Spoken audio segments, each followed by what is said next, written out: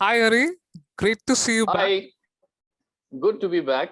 How have you been? How is Cal? Calcutta is good. Calcutta is a little bit down as far as this COVID virus is concerned, but people are fighting, and over the past few days, results are looking good. Hopefully, so we'll put this behind us very soon. Well, we are in a bad shape here in the Heartland. I know Delhi has been bad. Yeah. Actually, keep hearing news. I've lost a couple of my friends, which is very bad. Our kids lost a couple of parents, so it's been kind of very bleak and dark. That's But yeah. this is something which is keeping me going. All right. Today, we start with the great game. And your previous recording, the episode was about Heartland and Rimland, and I've had a lot of great feedback that people would rather have seen this video rather than read a book or an article, because it was explained so nicely. Thank you. My interest in the great game is because I belong to Kashmir, and as I started expanding my perspective and views, and I used to be friends with Harbir Singh Nain, so he told me to look up the book called The Great Game, Peter Hopkirk's book, and that's when I realized that it's a very old thing going on. Connected with you and your interest in Heartland, and your last episode played on my mind a lot.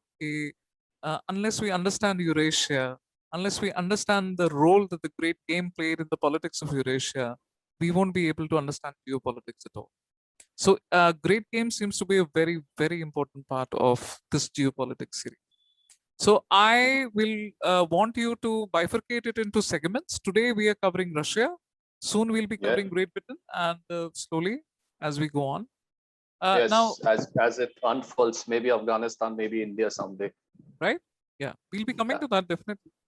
And we have a whole episode differently about Iran, right? That has to be there. Yes. The Great Game is very popular term. It keeps popping up now in, I think, young adult classes also. I've heard a lot of groups ask me about the Great Game.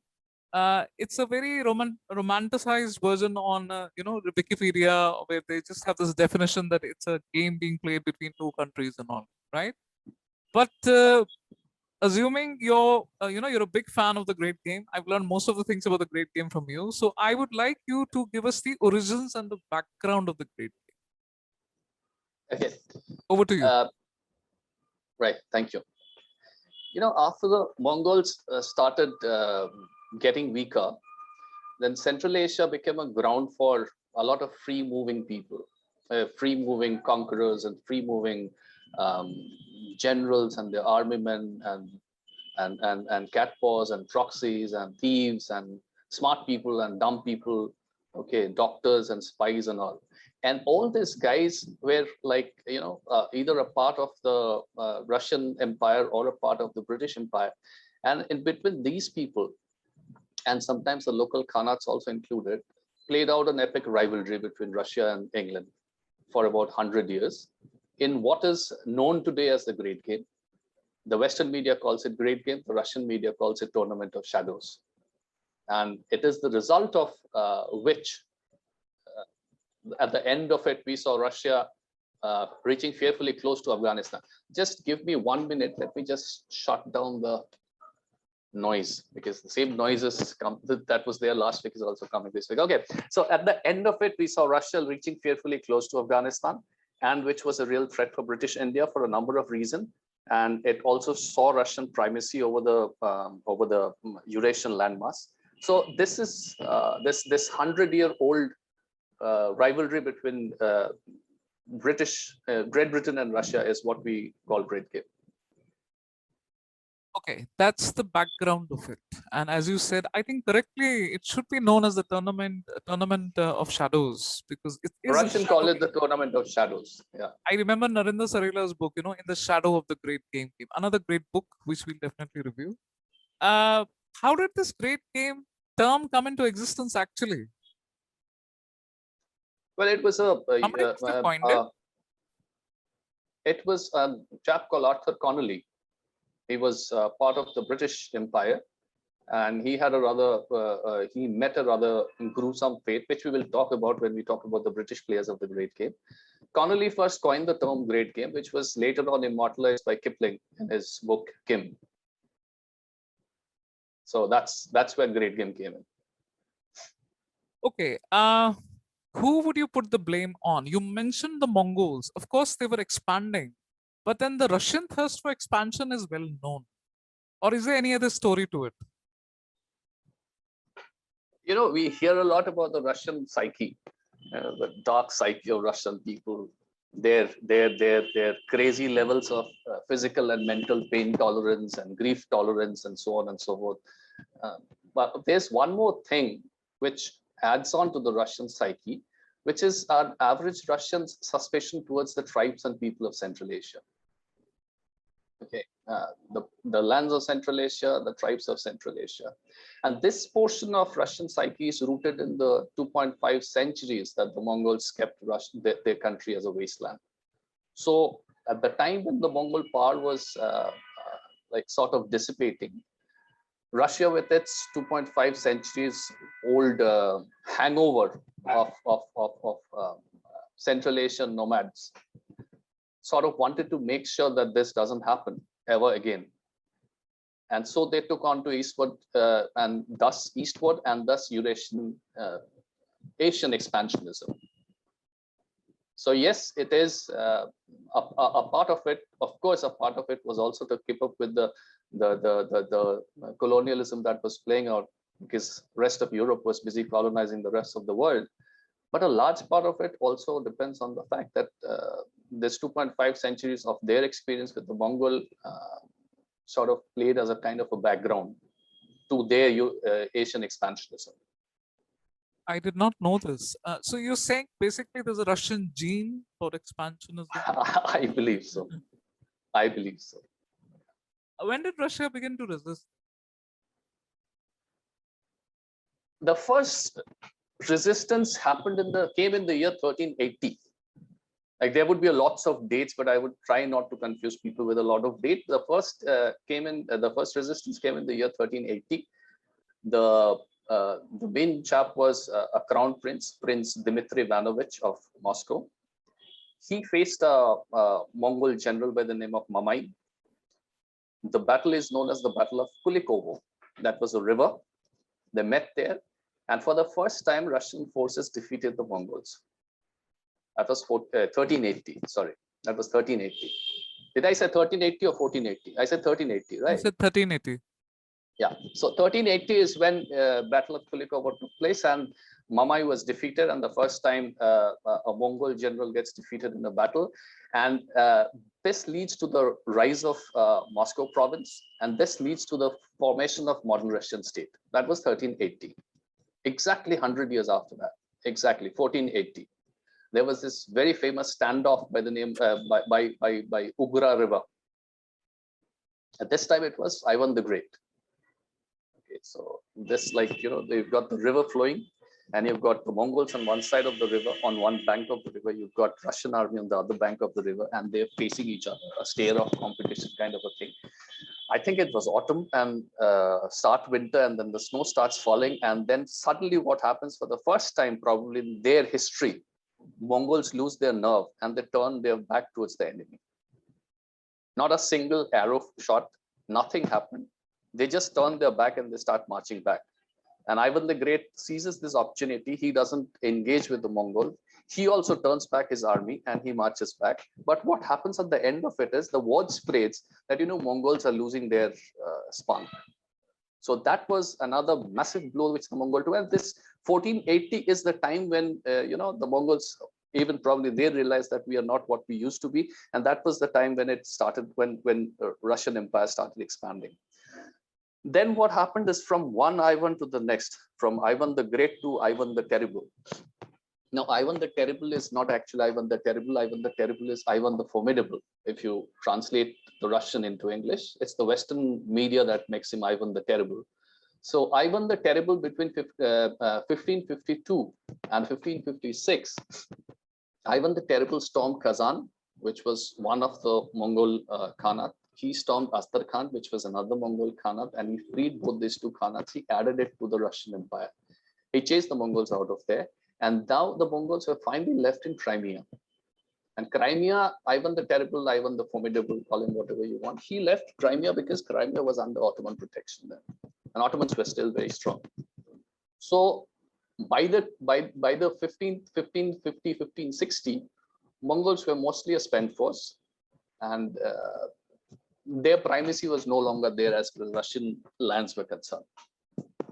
So that is what happened. Then came somebody by the name of Peter the Great. Let me interrupt you here. You were saying that the great battle between the Russians and Mongols, it was just more like staring down contest, and the Mongols blinked first.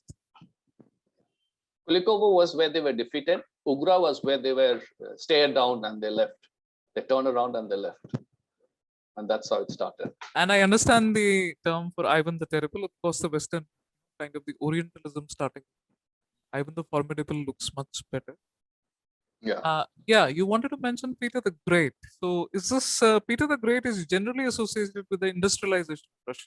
That's why he's known as Peter the Great, right? Yes. So there's a Yes. link between that. Russia's focus on Central Asia when they start industrialism means expansion. So Peter the Great was thinking of expanding. Peter the Great's story is a little bit of a side story, but none the same. He was traveling to London when he traveled to London by sea, and he approached London and he saw their shipbuilding yard. He was very impressed. Then he saw their cannon making process. By the time industrial revolution had happened in England. So he was very impressed with the cannon building process. Then he travels to Holland. He watches their shipbuilding once again. And he's so impressed that he comes back and he says that I'm going to industrialize Russia. So he industrializes Russia. And he introduces Western Enlightenment-based systems in the country. And then his army, this industrial army, takes on the most formidable power, which was Sweden. And Sweden is all about cool people and IKEA furniture these days, but those days Sweden was a pretty strong power, as both naval power and land power. They were formidable. And there was this great Northern War which happens where Peter the Great defeats Sweden. So that was another announcement of Russia that, we have come into the scene. We are now big guys. We've arrived. Yeah. So during this this Swedish the Great Northern War, the treasury needed a refill, Russian treasury. Okay. So Peter calls in a guy by the name of Bekovich Cherkassky. He was a Circassian Muslim. He converted into Orthodox Christianity. So he calls in Bekovich Cherkassky, and he says that, the Khan of Khiva wrote me a letter a few months back that he needed some protection because of some, outside rebels trying to storm into his territory and making trouble for him and all. So you take an army, you march to Khiva, and you first offer protection. If he refuses protection or if he puts any kind of opposition to your march, then you just finish off. And if he offers protection, then he should offer protection for money because our treasury needs a refill. So Bekovich marches into Khiva, the first army of Russia that marches into Khiva, and he disappears completely. Nobody knows what happened to him. And this sort of a situation stays on for a couple of years. After that, these people get to know through spies or through wherever they get to know that Bekovich was marching in. Bekovich had to fight a couple of battles before he reached Khiva. And one of the battle was against the Khan of Khiva. The Khan lost. He sued for peace. Bekovich agreed. The Khan called him into the Khanate. And this was all very nicely done. And then the Khan said that, you've got a big army. And our army this centralized would be a logistical nightmare for us to provide food and all. So why don't you break them into 4 or 5 parts, and I would show you 4 or 5 towns where you can keep those armies. So he did that, and his army was massacred, and Bekovich was killed, and whoever survived was kept as slave. So this did not reach Russia for a long time. This did not reach Peter for a long time. But when it reached Peter, he was too busy. But what happened is that this incident sort of stayed back in the collective memories of Russia. Now, anyway, Russia was very busy taming Sweden and all and announcing itself in Europe. So though nobody did anything about Khiva, but they stayed on with Russia. So that is, Alexander and the link, that is Peter the Great and the link between Peter and Central Asia, a slight link. This goes on to the caucus also. I remember we had these two-part articles that you wrote for Heartland, and you explained the Yes. caucus in your own summary. It's again a very good summary. I would suggest readers to go and read it. But then Russia gets tangled with the caucus, and later Napoleon as well. Would you like to elaborate on that? It was Catherine the Great who sat on the throne after 40 years of Peter the Great. She was a German, by the way. She was not a Russian. And Catherine was an interesting character, basically. She had about 12 boyfriends. So, but anyway, she was the one who chases out Mongols from Crimea, their last stronghold. She puts the Black Sea fleet of Russia in place. Once they chase out Crimea, then Black Sea is Russian. A part of Black Sea is Russian. So for the first time, Russia puts their fleet on Black Sea. That part of Caucasus is now controlled by Russian. That is when this idea of great game that, Russia might be playing something, they might be eyeing India, this germinates in the mind of the English people, of the Brits. Okay. But there were several battles in Caucasus that took place. Russia won some, Russia lost some. And then by 1802, a man by the name of Pavel Sisyanov, he united Georgia and he captured Transcaucasia. Okay. So they were gradually consolidating on Caucasus by that time. 1820, what happened? 1812, what happens is Napoleon. Beach where there was some plan between Napoleon and the Tsar that we are going to invade India, which we will talk about when we talk about Wellesley, when we talk about the British players of the Great Game. So it doesn't work out, and Napoleon plans to invade Russia. We all know what happened. So, in fact, if you follow Hopkirk, if you read Hopkirk's book, there is this very nice anecdote there that in the Baltic town of Vilnius, there's this small monument which celebrates, which I won't say celebrate, which sort of remembers Napoleon's journey. And in there is a placard. One side of the placard has an arrow pointing towards Moscow, and it reads that Napoleon passed during the summer of 1812 with 9 lakh soldiers. And the backside of that placard points towards France, and it reads that Napoleon passed this place towards the end of 1812 with 9,000 soldiers. So he entered with 4 lakh people, and he was left with 9,000 when he left. So 1812, Napoleon gets Russia gets over Napoleon. 1814, Russia wrestles Finland at the end of the war. And then finally, once the Caucasus is done, once Napoleon is done, now they all the more focused, we may turn their nazar towards Central Asia.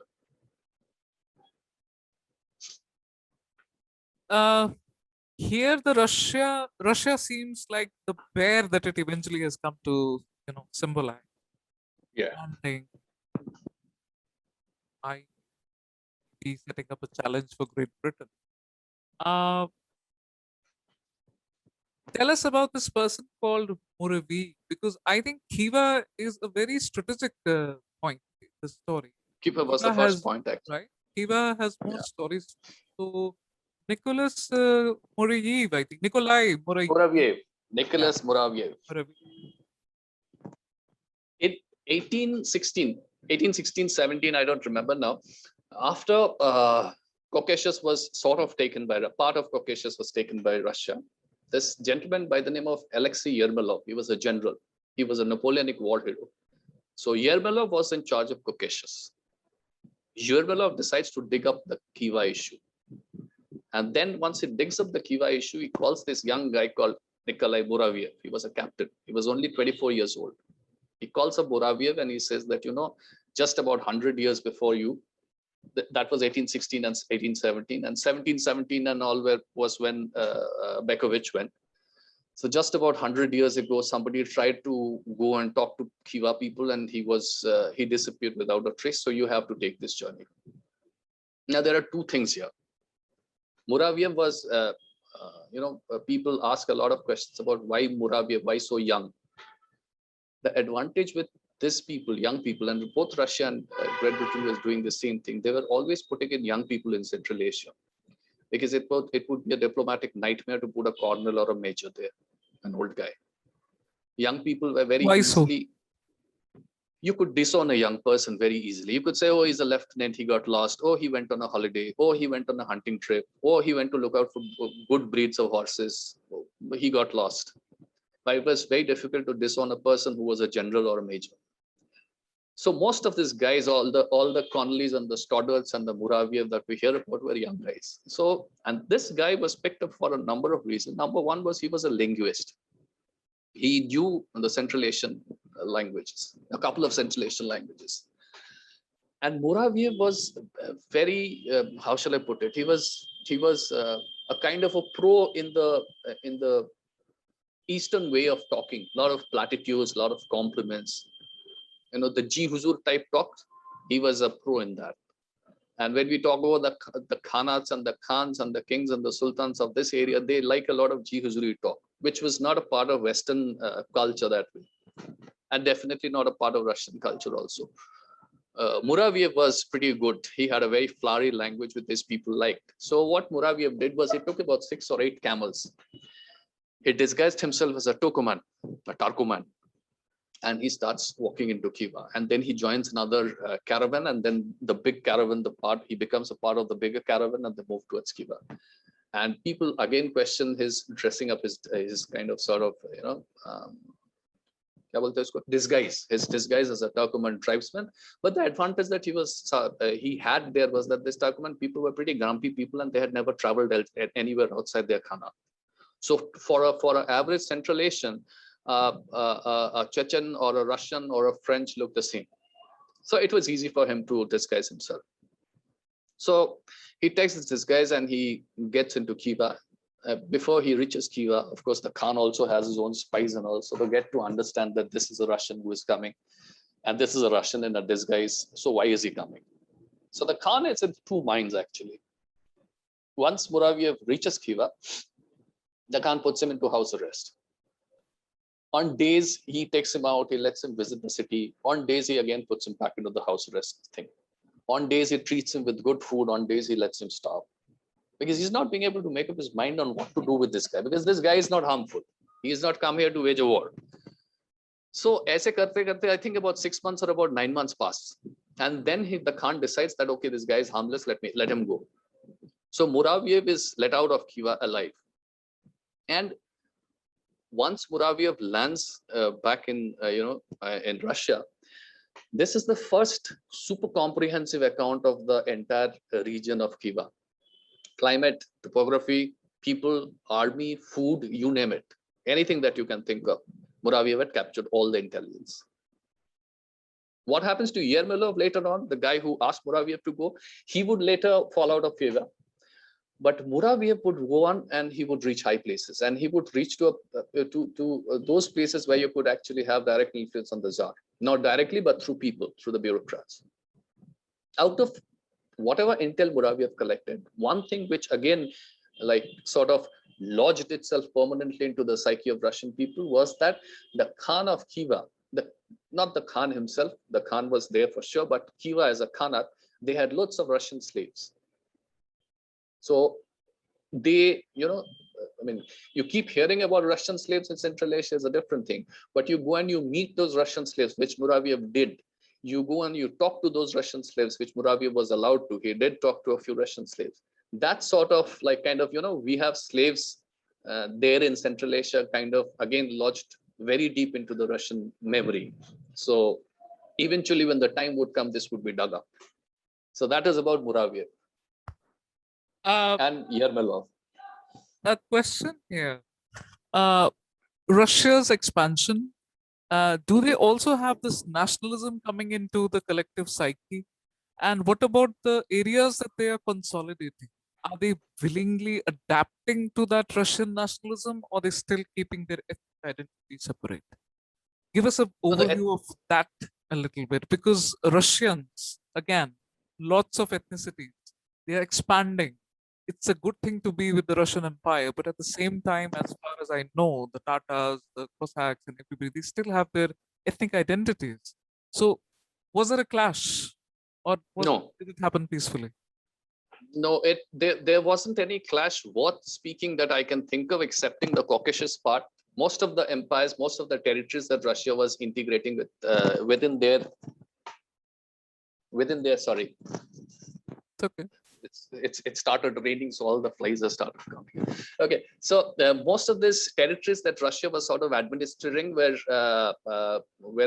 sort of loose administration, sort of loose federations where there was no clash as far as ethnicity, as religion was concerned, and excepting Caucasus. But then Caucasus again, you had people like Cherkovsky who had converted into Orthodox Christianity, and there was no, when we hear about Cherkovsky, we don't hear about any clashes there. The only Cherkovsky that we hear about is that he went to Khiva and he got lost there. So yes, Russian nationalism, the one that we would probably, think of when we think of a nationalism in any sense, was not there, not then, not at least till the time the Soviet Union happened. The 1860s to the 70s are crucial for the Russians, I believe. What exactly happened? Or before that, you can go on to the great game between 1842, like where it exactly started, right? There's a You're lot of right, peace actually. building. Yeah, go on. Yeah, you are right. In fact, 1840 to 1850 was the halftime of the Great Game. Right. Okay. 1840 to 1850 was the halftime. The Tsar went to Russia. The Tsar liked Queen Victoria. Victoria liked the Tsar back. So there were a lot of peace building initiatives, a lot of peace building measures that got taken. And it was a kind of a decade where nothing much happened. And then it all fell apart in 1853 because of the Crimean War. So when Crimean War happened, again, this was a war that Russia lost. But then by that time, Russia was so strong and Russian war machine was so big that win or lose, it really doesn't matter, because 1853, they lose Crimean War. 1858, Ignatieff is sent to Khiva, and well, I'll talk about Ignatieff a little while later, maybe. Then he's sent to Vladivostok. So 1853, you lose the Crimean War. 1858, you go to Vladivostok and you wrestle Vladivostok out from China's hand and make it part of your territory. Yeah. So whether they were winning or whether they were losing, it really didn't matter. It didn't really stop the machine. And another interesting bit of information is 1857 is the first uprising in India. Yeah, that is it. The Indian army were firing so well. The artillery was firing so well, so disciplined, that the British, again, the British started talking about, there must be a Russian agent that have trained them. The Russophobia was so high. As soon as that halftime between Great Britain and Russia collapsed, barely, 7 years after that, 1857, they again started hallucinating about Russian presence in Indian army. So anyway, so Russia recovered fast, and yes, 60 to 70, 60 to 80 actually has been a very crucial period for Russia as far as expansion is in Central Asia is concerned. I believe the US Civil War also figures in this period, and there's a person called Hoffman. Hoffman, yes. Civil War, yes. 1861, what happens is Civil War happens, and then there's this sudden scarcity of cotton. The British are like, oh, we are cool guys. We have got India where we are producing cotton. We've got Egypt where we are producing cotton. But Russia doesn't have cotton, and so they suddenly have their eyes fixed on Fergana Valley, and they said, okay, we will grow cotton there, and Fergana is good for cotton. So let's take Fergana. So what happens is 1865. There's this guy called Cherniev. He was the man. He sends a message, a telegram to Alexander II, saying that boss, we need to capture Fergana. So Alexander II writes a telegram back to him, and Cherniev doesn't open the telegram because he knows Alexander must be asking him not to do anything about that. So knowingly, probably he doesn't open the telegram. He keeps it on his table. He takes his army out. He goes to Tashkent. He captures Tashkent. He receives the title of the Lion of Tashkent. The British take it up with Russia, saying, man, what's happening? What are you guys doing? How can you suddenly take Tashkent? The Russia says, listen, don't come to lecture us on the morality of all of this. We are doing exactly what you've done, how you've done. Get the hell out of this place. So that is what happens. And then in 1867 comes Kaufman, the man, basically. He comes in 1867. Tell us, why is he the man? Tell us about his exploit. Okay. Konstantin, I think Petrovich Kaufman. He was a Austrian. He was an Austrian. He was not a Russian. but his army, but his family had been in the service of the Tsar and the Russian army for over 100 years. So Kaufman is appointed as the governor general of Turkestan in 1867. And what he does, 1868 May, the first half of 1868, he captures Samarkand. Okay. 1868 second half, he captures Bukhara. The British again run to the Russian, and there's this Russian foreign minister, Gorbachev. So British says, man, your army is taking everything. Gorbachev says, oh, don't worry, we've got nothing to do with the empire here. These are soldiers fighting for their glory. Let them. Okay. So they come back. So 68 May, Samarkand gone, Bukhara gone. 69 May, Kaufman starts building a fort in Krasnovodsk. Krasnovodsk is just by the eastern shore of Caspian, southeastern shore of Caspian Sea. It is now in present-day Turkmenistan, and the name of the place has changed. It is now called Turkmenbashi.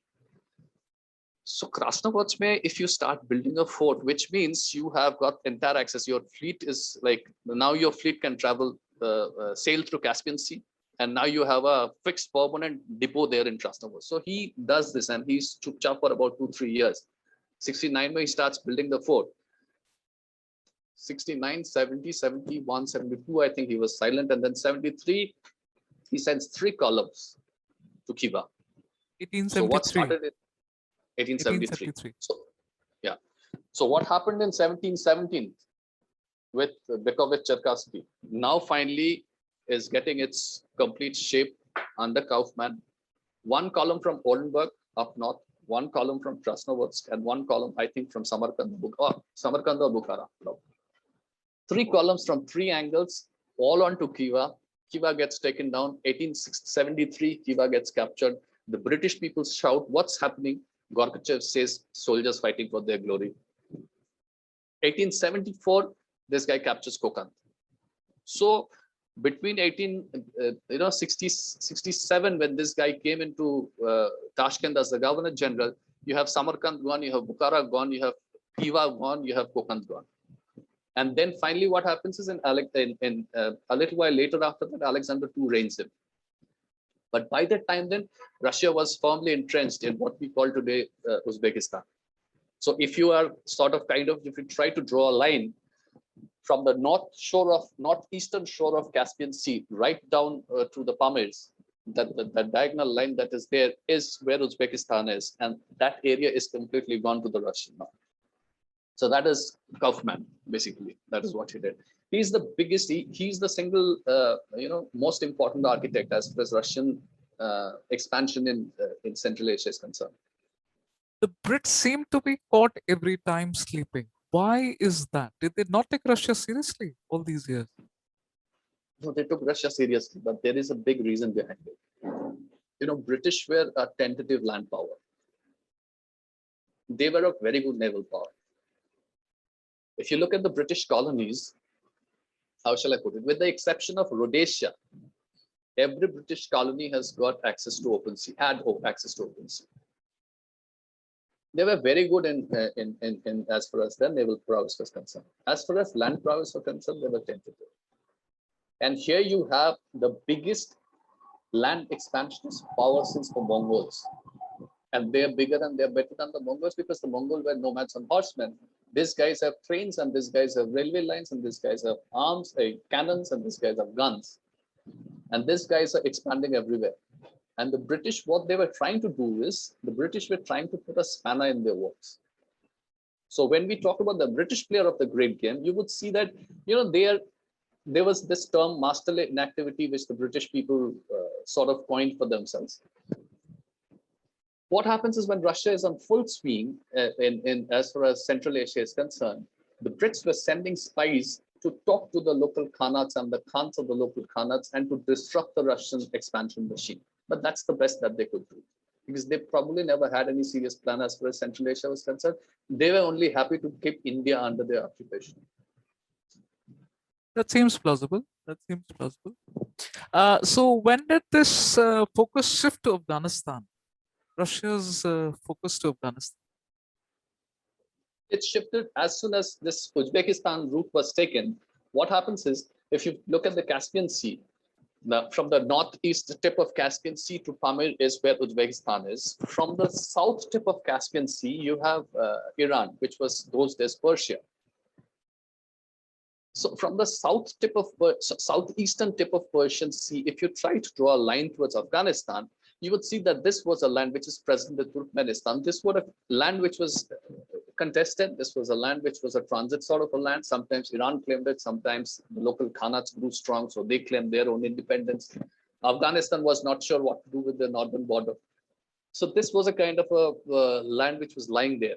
And once the Russians sort of consolidated as far as the Uzbekistan area was concerned, then 1881, a general by the name of Skobelev, he marches to a place called Göktepe, which in Turkoman is called Göktepe. Göktepe means blue hill. He marches to a place called Göktepe and he takes down that. That's 1881. Once Göktepe is taken down, what he does is he sends his army to Merv. Merv is in Turkmenistan and it is called Meri these days. The new name is Meri. So he sends his army to Merv and Merv surrenders peacefully. So Merv is occupied peacefully. Once they get Merv, then Skobelev starts building railway lines. So from Turkmenbashi to Göktepe to Merv. And then what happens is, this is 1881, 1882. Again, they wait for 2-3 years. The rail lines are all built. 1885, just a few kilometers, I think about 20 or 30 kilometers north of Afghanistan border, north of Herat, because Afghanistan did not have any defined northern borders then. 1885, just 30, 35, 40 kilometers north of Herat, there is a place called Panjde. They take Panjde, and Panjde was a garrison town. Panjde was an Afghan garrison town. So they go to Panjde, they say, you guys have to surrender. The Afghans said, no, we're not going to surrender. So what he does, what this guy does is he takes down Panjde. Now, if you look at it that way, you would eventually be, when you eventually look at a map, you would see now Central Asia suddenly looks like a massive chessboard and Russia has got all their pieces all around Central Asia because they have taken Panjde also. The Brits are shitting bricks now because Panjde ke baad there is a pass, the Panjde Pass.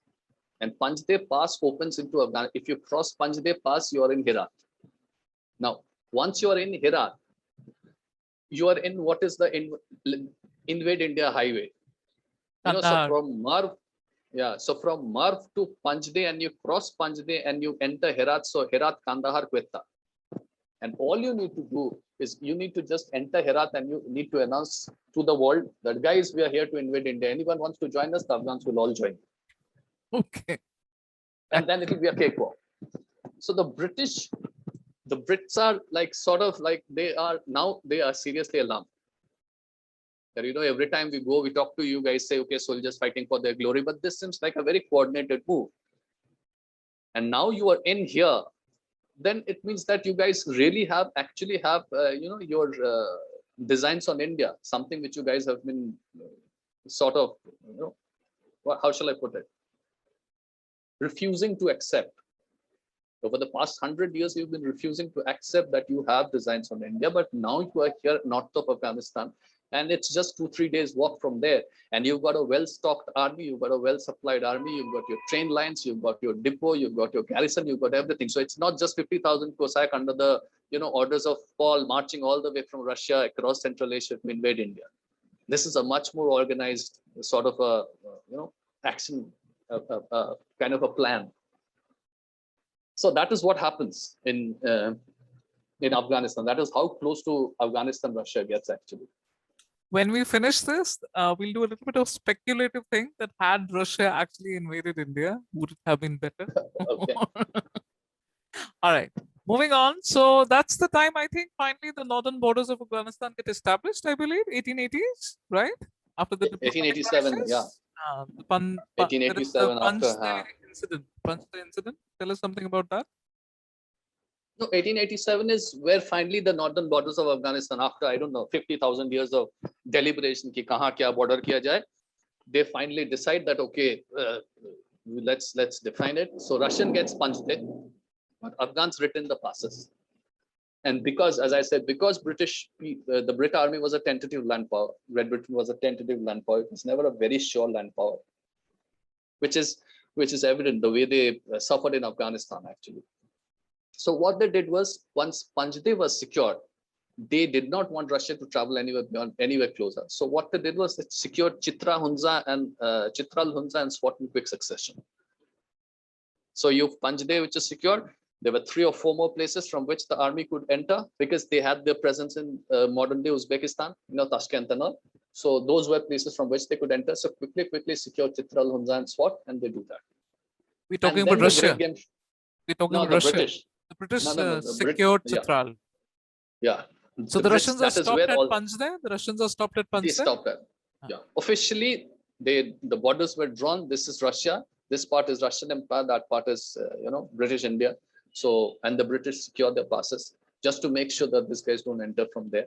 And that is where probably the great game of Central Asia ends. The focus then shifts to Tibet.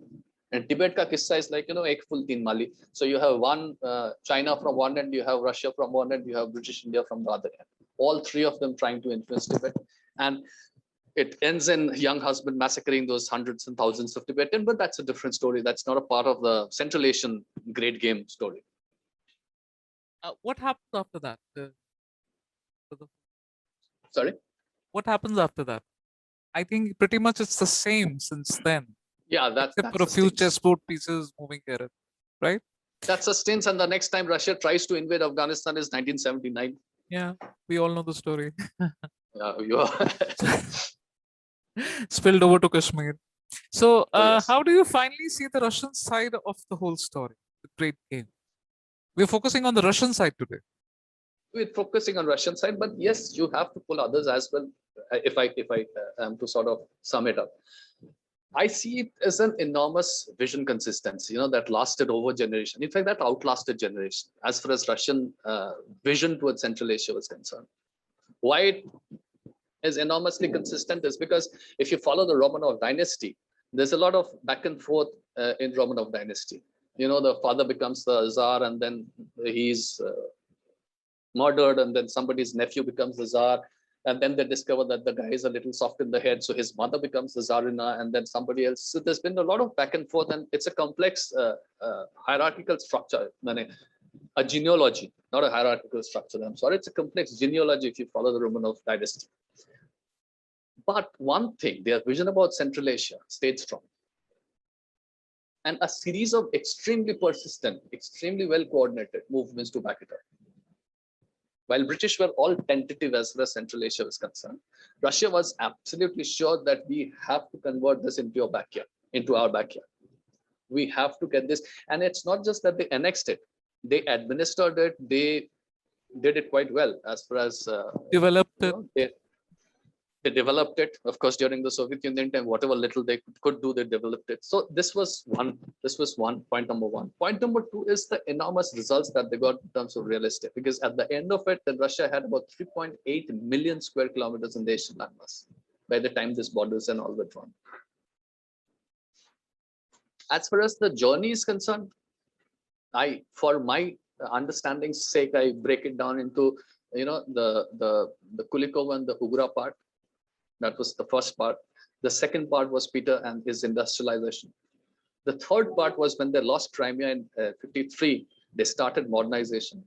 Okay, Russia started modernizing. So they industrialized the country, they modernized their society, they built their railways, they improved their communication, they coordinated the Black Sea, Caspian Sea, and the overland movement. And at the end of it, they had, like, if you look at the map, they had the entire Central Asia to them. So that is how, as far as that is another point. The third or the fourth point, I'm losing track now, is the influence that it had on the people. So if the last episode we were talking about Halford Mackinder. So where did Mackinder get his theory? Mackinder got his theory when he looked at Russia. So the heartland, the pivot, okay, the Asian pivot area. So it definitely led to influence Mackinder to create his theory. Then there is another interesting thing. 1887, 1890 was when the borders were being drawn. 1897, Russell wrote his 11th round that the state needs to expand if it is a living entity. We all know how that influenced Hitler. So he was so impressed that he wanted to do a Russia and Europe, and it was very good. and then he wanted to do Russia on Russia, and it was Russia. very bad. Okay, so General it influenced this. Barbarossa won. Yeah. Go on. Then, if you look at at the end of it, is Russia's, the end of Great Game. Great Britain at one end, colonizing tracts of land at some point in time in history. Russia at one end, colonizing tracts of land at some point in history. This sort of rivalry has kind of shaped the world. The federated structure below, talk about autonomy, talk about trade influence, talk about outright annexation, regime change, whatever, whether it's through religion, whether it's through ideology, we are talking about access and control. And the Great Game is the mother of all the rivalry. Ari, let me understand one thing here. It makes sense that there is this, landmass, because it has a lot of square miles, that it would try to make these regions, which it considers important, as its back. This tentativeness of Great Britain, which I understand, is because they were an island very far away. Of course, it was the British Empire, but then again, it's very difficult to control a continent far off from home. And all military history tells us that it's always a bad idea. So, could it be possible that the Great Britain's tentativeness, or their performance in land warfare, is bad because of this? That they were very far off. It's just an island nation trying to control a full subcontinent. So Great Britain was good as a naval power. I said they kind of traveled all around the world, and they violently intruded into the rest of the world because they were a naval power, because land travel was very difficult. So land masses like Central Asia were remained to be like that, like hinterland. That is where nomads came in. That is where thousands of years passed, where there was no civilization. And Great Britain's confidence was it stemmed from the fact that, water travel is easy. We are the best water traveler, we are the best seafarers. And water travel ke jahan pe pahuncho, wherever there's good, resource that needs to be taken, we do that. And that is why they sort of limited themselves as far as the colonies were concerned, which were all around the sea areas. And Russia, now that you ask the question, and now that I think of it, I don't think Russia was in a colonial expansion mode as far as Great Britain, or as far as France, or as far as like they were concerned. Russia was more out to secure its backyard. When we see naval warfare versus land warfare, what you said, naval warfare is travel through water is. But as I see Russia, and remember, Russia had this association from the Mongols, and the Mongols were great horseback riders. In fact, most of the success is because they started shooting arrows from horseback, right? Could it be that the Russians also have this culture of land, this travel through land? They build these networks. Eventually, the horses turn to machines and turn to engines, and now they have a very good connective network of railways. And could it be because of that? Because you say they were not in the mode of expansion, but then eventually, when you have a great system which is working, you will want to consolidate lands around. Yes, I believe a lot of Russian gene is also there as an Eurasian expansionist power. If you follow the current Russian system, there are two lobbies there. One is an Atlanticist lobby, which wants to, which identifies themselves as Western, which wants to be friends with West. And there is a Eurasianist integration lobby. So Putin and the Petersburg boys are a part of the Eurasianist integration lobby.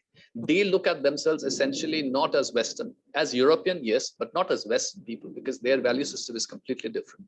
Right. And they look at it in their interest to be a sort of a Eurasian integration power. And this probably, as you rightly pointed out, this probably comes down from the hangover of what Russia was hundreds of years ago. They were predominantly a land expansion power, and they want to keep it that way. Okay, my speculative question, what if Russia had gone further and had actually invaded it or wrested India from the British? Would our history have been different? Russia did manage to influence India, right? Despite not invading, despite not administering. Yes. When we look at not Jawaharlal Nehru so much, when we look at Indira Gandhi, Russia did manage to influence India. So India was a kind of a, sort of an unofficial satellite for Russia. Yes. And because India got so much influenced by Russia, and because you had Nicholas Spikeman by then, who was writing about his rimland theory, and now if you look at the United States' global plan, then you would see they were out there trying their very best to capture the rimland areas. So they had Middle East captured, they had Pakistan, they had problem with Iran, so they were trying to become friendly with the Gulf states. India was again a lost case, so they went on to influence the ASEAN nations. They were very good friends of Japan. They're still good friends of Japan. So they were trying to consolidate their hold on rimland. And probably if India was not influenced so much by Russia, probably United States wouldn't have focused so much of Pakistan and would have focused on India. Right. Speculative, but yeah, would have been. Thank you, Ari. It's been very informative and educative. We are going to continue the series, and I hope next time we focus on Great Britain. But yes, the great game, right? I think it's still on. Yeah. I think it's just changed. It's on. Forms. It's on. It's very on. It's on. Yes, there are technological disruptions which are there, but geopolitics remains a little important even now, because one recent development, I don't know if you've noticed, the same way where Russia was expanding, when Russia was expanding and Great Britain was trying to disrupt that expansion, is playing out even today when you see a United States keeping Afghanistan occupied for 20 years, or now when you see United States planning to move out of Afghanistan, but they are already talking to Kyrgyzstan and Uzbekistan and planning to stay there, planning to build their bases afresh there. So yes, you have a Eurasianist expansion power, and you have powers which are from the other side of the the heartland, whether they're outer island, whether they're rimland nations or whatever they are trying to look into the fact that if we can't control the heartland, we won't allow anybody to control heartland, so we would keep on disrupting the heartland. So it's still playing out. Like the same way a Connolly or a Stoddart or a Moorcroft or a Alexander Burns, they all traveled to Central Asia and tried to disrupt the Russian expansion machine. The same thing is playing out today in a different mode. So yes, the game is still on. We'll be talking about that soon. Yeah, we will. Thank you. Thank you so much for coming. Thank you for inviting me. You.